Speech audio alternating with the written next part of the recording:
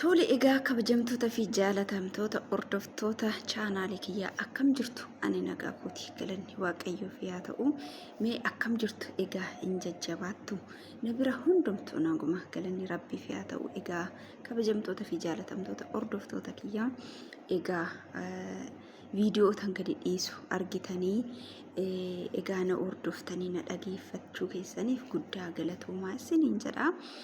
Egaa YouTube chaanaalii kiyya subscribe gochuun dagatinaadha. Akkasumas immoo TikTok kiyyarree follow share copy link gochuudhaan maatii koo ta'uu hin dagatinaa jechuun kabajaanan isin gaafadha jechuudha. Egaa waan na hordoftaniif guddaa galatoomaadha. Marree egaa arramuukaa egaa dhaamsa yeruma marayyuu dhaamsa jedheetuman eegala ka marree dhaamsuma obboloota kiyya ispeeshaalii warra mana madaamii jirtaniif egaa isiniif jechuudha yaanni koo maalifi dhibee namaa kan namaa beeku dhibee abbaa kan beeku abbuma dhibame sanii waan ta'eef kanaafiyyuu anis ka marree akkuma isinii mana madaamii keessa waan an hojjechaa jiruufiyyuu dhibee keessan naagala jechuudha. Kanaafiyyuu marree namni immoo dhibee isaa beeku dawaa isaa hin wallaalu jechuudha. Kana waan ta'eef obboloota koo mana madaamii keessa jirtan marree egaa isinillee qarshii keessan akkasuma lafa godhadhaa dadhabdanii ifatamtanii ijji amaan sin argee xaartanii dadhabdanii daf isinirra kuccitee abidda keessa dhaabbattanii qarshii keessan qarshii argattan kana waan mantaan irratti hin balleessinaa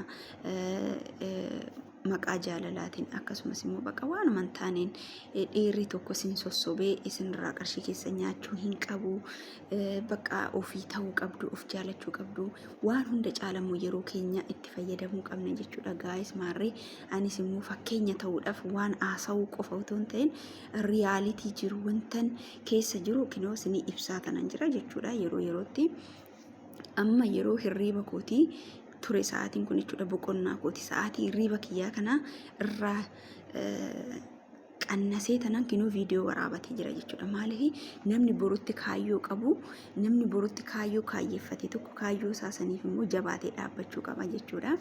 Sa'aatiin kun sa'aatii hirriiba kootiiti neetworkiin qabu laayivii galuu nan barbaada tanan ture amma viidiyoo kana akkanatti waraabee tanan galgala sa'aatii akka biyya kanaatti sa'aatii 5 yookiin sa'aatii 6 jechuudha. Kana viidiyoo kana gadi dhiisu jechuudha iddoo neetworkiin jiru taa'ee jechuudha. Kanaafuu namni kaayyoo qabu kaayyoo saasaniif dhaabachuu qaba jechuudha. Maaliif hin jabaannu taanan arruma dadhabnee kaayyoo keenya sana galmaan hin geenyu taanan marree kufnee jira jechuudha. Kana waan ta'eef marree anirree laayivii galuu nan barbaadan ture neetii waan hin qabneefu neetiin kiyya amma siruma durarra amma xiqqoo na jalaa tabalaashee jechuudha. Kanaafiyyuu iddoo neettiin jirti siqee tanan jechuudha. Kanaan viidiyoo kana waraabee gadi dhiisu jechuudha. Marree sa'aatii hirriiba kootiitirraa daqiiqaa 30 marii keenyaaf afaan lachiinuun waan an hojjedhuuf yoonan irraa irratti daqiiqaa 30 yookiin 20 irraa muree isiniinis wal baraati yaada keenya walii dabarsaati ananan hin beekne namarraa barachaati kanan beekummoo namaaf ibsaati akkasumas immoo fakkeenya ta'uudhaaf argitanii yeroo baay'ee nuti ijoolleen mana madaamii jirru ofitti qoosna jechuu hin dandeenya jechuudha. Maaliif yeroo keenyatti fayyadamnu jechuudha. Kanaaf immoo kana booda dubartiin mana madaamii jirtu takka boo'uu hin qabdu gadduu hin qabdu lubbuu ishii balleessuu hin qabdu rakkina kamiyyuu keessa taanan jabaattee of jabeessitee boruutti jireenyi akka jiru rakkina arra keessa jirtu kana keessa baatee waaqayyo ishii gargaaree boruu jireenya ambiraa akka qabdu haala saniin fakkeenya ta'uun barbaada jechuudha. Lammaffaa immoo hojjettanii qarshii keessan akka hojiirra oolchuu qabdan egaa laayivii nangalaa ji'a tokko yookiin ji'a lamaan booda gara biyyaa nangalaa. Kanaafuu laayivii irratti hin mari'anna jechuudha waanuma hundaafiyyuu. Ammasitti garuu viidiyoodhuma waliin turra jechuudha. Viidiyoo waraabee iddoo neettiin jiruttan gadi dhiisa waan ta'eef jechuudha. Kunis immoo maaliif dubartiin biyya Arabaa tokko amma oomitti maraattuudha jedhamtee kan arrafamtu. Amma oomitti ishiin xaartee obboleewwan ishiitii wareega humna ishii umurii ishii bifa ishii wareegdee maatii ishii gargaarati. Amma oomitti ishiin dhibamtee algaarratti kuftee nama ishii gaafatu kan dhabdu. Akkasumas immoo cinqati baay'ina dhiphinarraan kan ka'e lubbuu ishii kan balleessitu maaliif? Akkasumas immoo hojjettee qarshiisii iddoon taan irratti balleessite maaliif lapheen ishii hiraarfame maaliif kufti? Na sijjammar maarreen yeroo hundumaa ani jedheetuma akkumaan jalqabu ofumarraa akkumaan ka'utti bilbila sijjammar haasa'uun iyyuu hin barbaachisu. Tokkoffaa fayyaa keessan eeddanii jiraachuudhaaf ijoolleen biyya arabaa jirtan bilbila baay'isuu hin qabdan.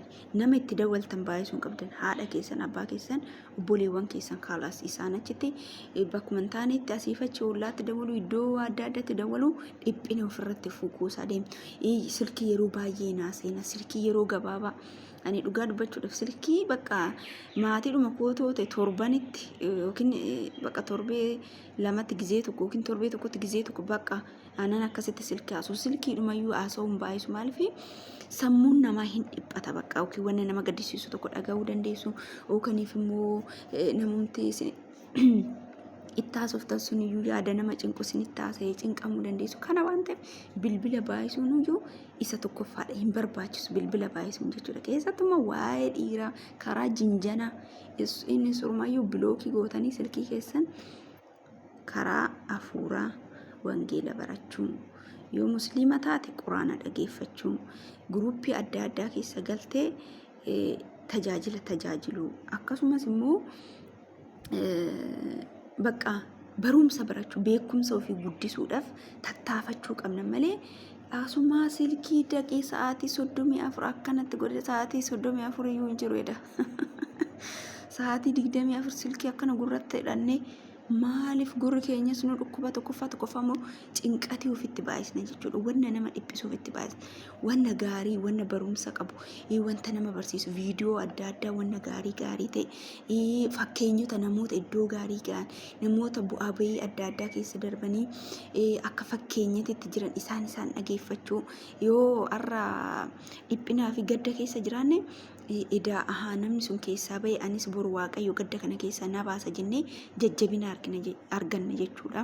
Namni tokko immoo ani har'a leestiroon xaragaa, har'a kinoo abbaa suuqii ta'een jira, har'a kinoo abbaa makiinaa ta'een jira, har'a kinoo abbaa manaa ta'een jira, kaleessa bakka naan ka'e jedhee namni tokko waa'ee seenaa isaa gaafa sanitti immoo gaafa isa dhageenyu immoo ani seda iddoo guddaan kaa jennee of jajjabeessinee cimnee bakka kufaatii nama tokkootirraa barachuu qabna. Dirqama nuyi kufuu hin qabne argitanii yookiiniif immoo bakka namni guddaan tokko ga'ee tokko ilaallee chaalenjii jireenyaa keessa jiru darbee namni tokko bakka ta'e gizee ga'uu isa ilaallee nuti immoo jabaachuu qabna. Waaqayyoon kadhachuu qabna.